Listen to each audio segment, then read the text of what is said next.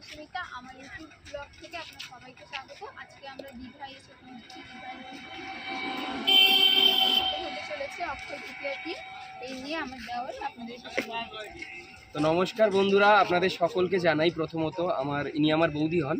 তো ইনার চ্যানেলে আমরা আজকে এই দীঘায় অবস্থিত যে মন্দিরটি বর্তমান এখনও উদ্বোধন হয়নি, পুরীর আদলে তৈরি জগন্নাথ মন্দির, যেটি কিনা বর্তমান তৈরি হচ্ছে এবং এর উদ্বোধন কিন্তু শুভারম্ভ হতে চলেছে কিছুদিনের মধ্যেই। তো এই সুখবরটা নিয়ে আমরা আজকে ইনার চ্যানেলের মাধ্যমে, আমার বৌদির চ্যানেলের মাধ্যমে আপনাদেরকে দেখাতে চলেছি। জানতে চান, আমার ফেসবুকে তো আসুন, পেজ আছে সুমিতা দাস, এখানে গিয়ে আপনারা আমাকে যদি ফলো করেন পুরো ভিডিওটা সেখানে আপনি পেয়ে যাবেন। তো প্রথমত আপনাদেরকে আগে দেখিয়ে নিই, এটা হচ্ছে পুরী মন্দিরের গেট। তো এই গেটটা আপনারা নিশ্চয়ই দেখে বুঝতে পারছেন কত সুন্দর হস্তকলা এর মাধ্যমে ফুটিয়ে তুলেছে।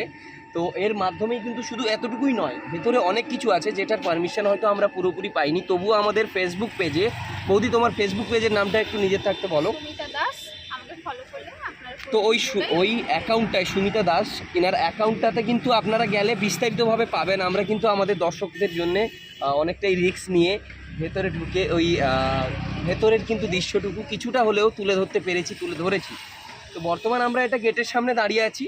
তো আপনাদেরকে দেখাতে চলেছি অক্ষয় তৃতীয়ার দিন, আগাম অক্ষয় তৃতীয়ার দিন কিন্তু এই মন্দিরটির উদ্বোধন হতে চলেছে। তো পুরীর আদলে তৈরি এই জগন্নাথ মন্দিরের উদ্বোধন হচ্ছে এবং তার সাথেই কিন্তু আপনাদেরকে বলে রাখি, অনেকেই কিন্তু জানেন না, হয়তো বা জানেন বা কিন্তু কোন জায়গায় অবস্থিত দীঘার এই মন্দিরটি জানেন না।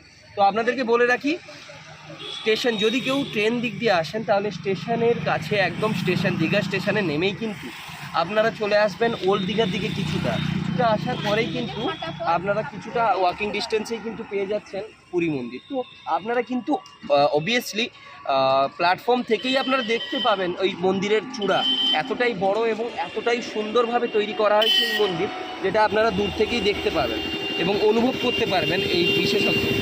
তো আপনারা আসুন। প্রথমত এটুকুই বলবো, আমার পুরো বৌদির এবং আমাদের প্রত্যেকের ভালোবাসা আপনাদের জন্য রইল এবং আপনারাও আপনাদের দিক থেকে ভালোবাসা ছড়িয়ে দিন। পাশে থাকুন, ভালো থাকুন, সুস্থ থাকুন এবং আসুন।